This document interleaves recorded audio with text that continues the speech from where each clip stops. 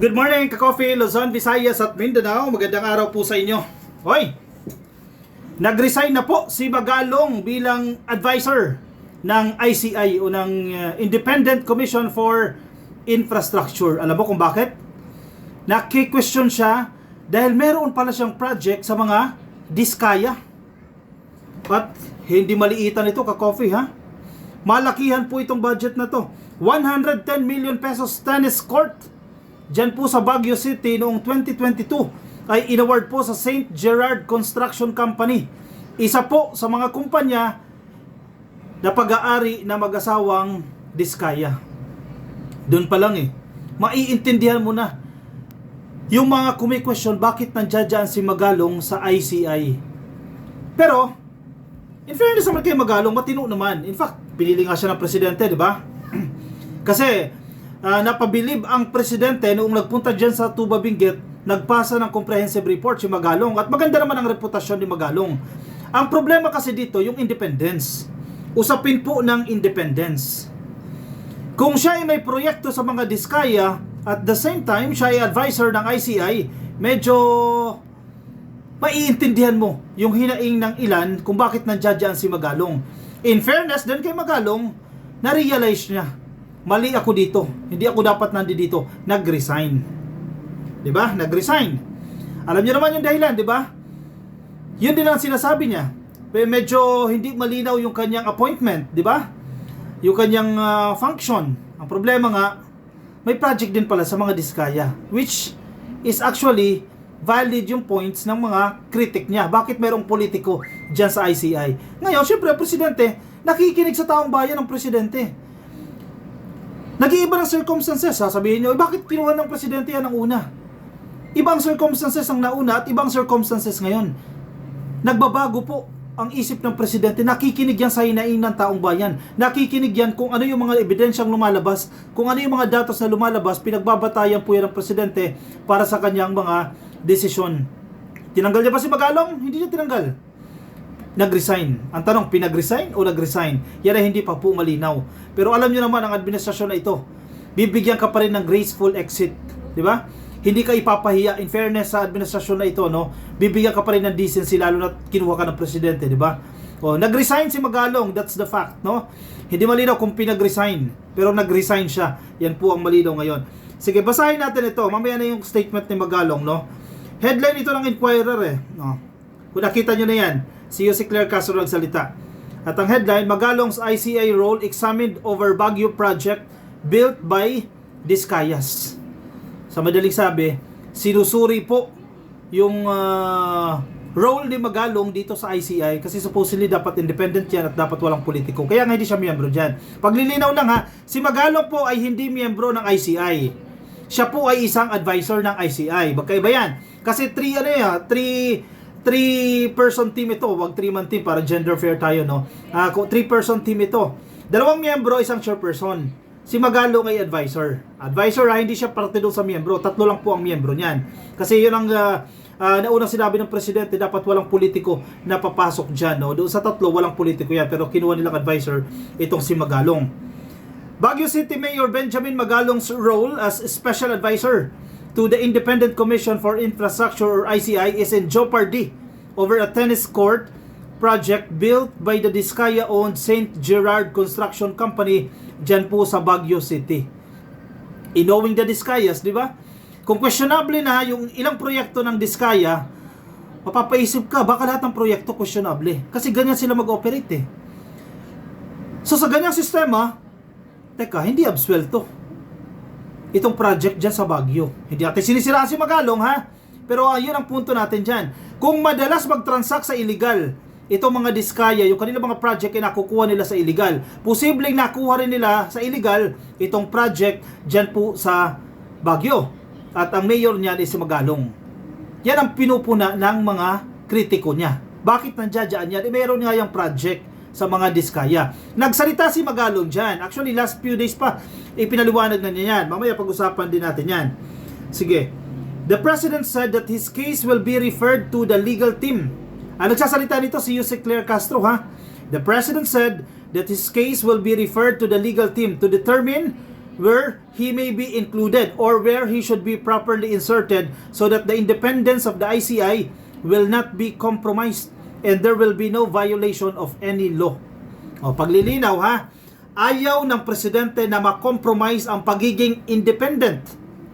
Nang walang nanghihimasok ha, ibig sabihin po ng pagiging independent, walang nangingialam, sila yan. Ayaw ma-compromise ng presidente ang pagiging independent.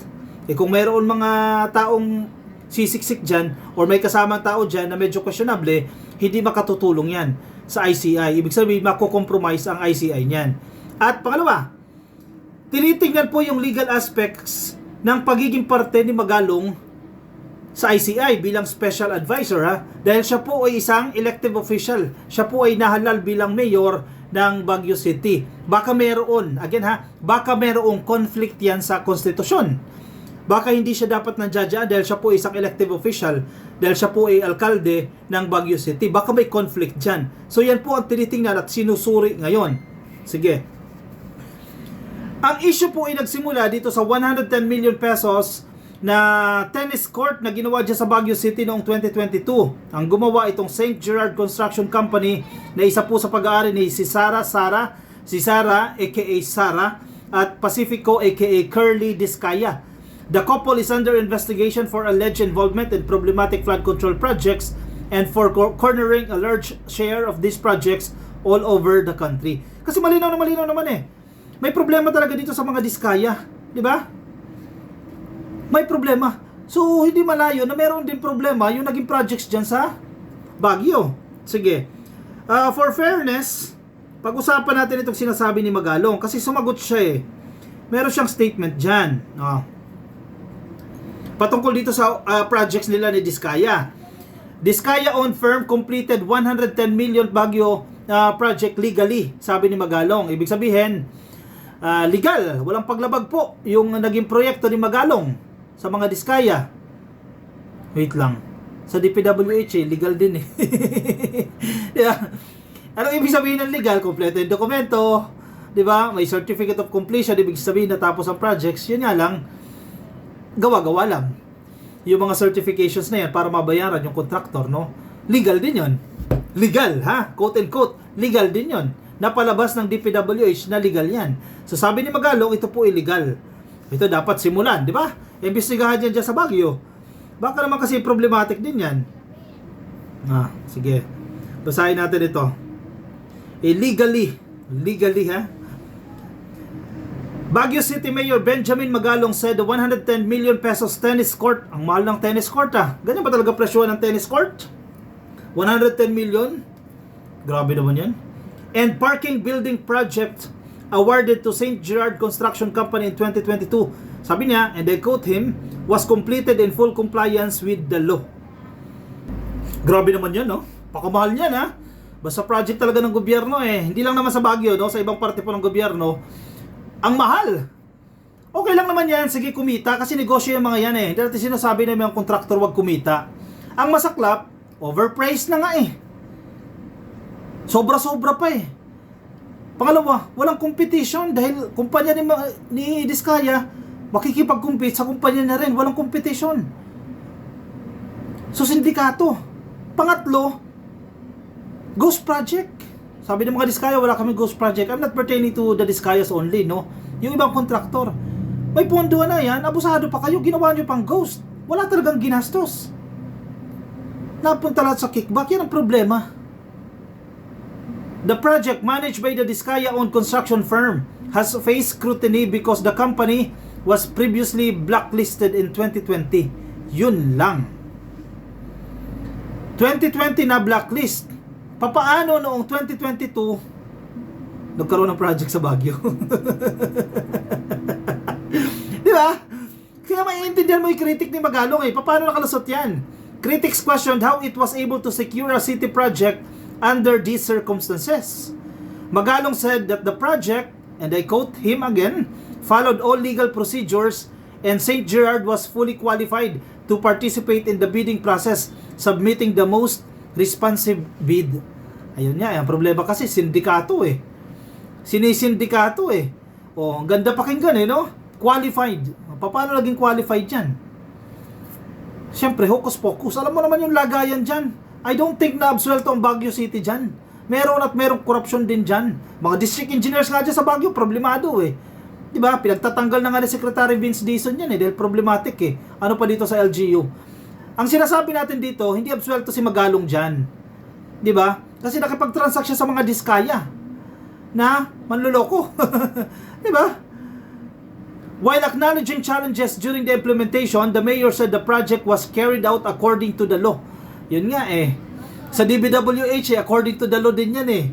He also noted that criticisms were based on the company's prior reputation rather than its current performance. Some local observers have raised concerns that the tennis court and parking building, though blessed in May to signify completion, were not yet fully operational. Nagkaroon daw po ng blessing. Pina-blessing. Di ba? Filipino culture yan eh. Pag halimbawa, bagong gawa mo yung bahay, papa-blessing mo. Yung project na yan, nagkaroon ng blessing. Ibig sabihin kasi, pag pina-bless mo rin, ibig sabihin tapos na. Ang problema dyan sa project na yan, ni Magalong, hindi pa tapos, pina-bless na. O baka nagbayaran na yan? Kahit hindi pa fully operational. O taong bayan din ang nagbubulgar niyan. Taong bayan. Magalong confirmed that St. Gerard is still addressing issues listed in the punch list and that the local government is monitoring these corrections. The mayor reported that the delays have resulted in liquidated damages of 4.9 million pesos, while St. Gerard still has receivables of 26 million pesos from the government. Laki naman kasi, 110 million yan. Parking lang ha. Parking at tennis court. Mahal ba? Mahirap. Complicated ba gawin ang tennis court? Parang ano lang yan ha, di ba? Parang parking. Typical na parking. Lagyan mo lang ng mga fence. 110 million ha. Magalong also assured the public that all project documents will be available for review with additional details accessible to the city's official Facebook page. Yun lang. O sige, lahat yan legal, lahat yan available, etc. Ang problema, medyo questionable. Anyway, good thing din na nag-resign si Magalong dyan. Umalis siya dyan ng kusa no, sa ICI para hindi ma-influensyahan na itong ginagawang investigasyon. Kasi long term ito eh. Hindi lang naman isang project ang iimbestigahan dito ng ICI eh. Buong infrastructure projects ng gobyerno yan. So mahaba-habang proseso yan. Okay lang din na nagkusang loob, sana nagkusang loob or pinag-resign itong si Magalong para matigil na rin yung criticism sa ICI na bakit may politiko dyan. Actually marami rin natuwa na natanggal dyan si Magalong kasi parang ang kanilang argumento parang acting as a hero pa ito eh no. Pero may problema din naman dito sa ng mga diskaya. No? Anyway, hindi tayo galit kay Magalong ha, paglilinaw. Gusto natin siya kasi very active siya. Yun nga lang, kung umalis siya dyan, napagod. Pwede rin kasing napagod eh. Sa totoo lang, mahirap yung ginagawa nila. Yung ginagawa ni Secretary Vince, sobrang pagod na siya dyan. Sana nga wag sumuko si Secretary Vince eh. Diba? Kasi nakakapagod yan. Yung iba, mabilis lang magsalita eh. Pero kapag kayo yung nandiyan dyan sa ground, nagtatrabaho kayo, mahirap yan. Yung ginagawa ni Secretary Vince, napakahirap niyan. Yung iba, kung makakomment, o sige, napakadali. Kasi wala kayo dyan sa ground eh. Ito nga si Magalong, naranasan niya yan eh. Oh, napagod din siguro. Mahirap kasi, iba kasi yung nagsasalita ka lang at ikaw yung mismong nasa ground. At least naranasan ni Magalong yan. Diba? O siya, sige. At tayo umaasa pa rin na magiging maganda ang performance nitong ICI at mananatili itong independent at hindi ba impluwensyahan ng mga politiko. Dahil mga politiko mismo ang mga sangkot dito sa korupsyon. Sila rin yan, mga politiko. Sila ang mga sangkot yan sa korupsyon. O siya, sige, i-komento ang inyong opinion, reaction. May mga gusto po kayo sabihin, lagay dyan sa ating comment section para mabasa po yan ang iba natin mga ka-coffee. Yung mga nasa Facebook, pasuyin na lang please. Like and follow, YouTube subscribe, TikTok subscribe po kayo. At magkita-kita tayo ka-coffee sa aking susunod na videos. Paalam po sa inyo. Bye-bye.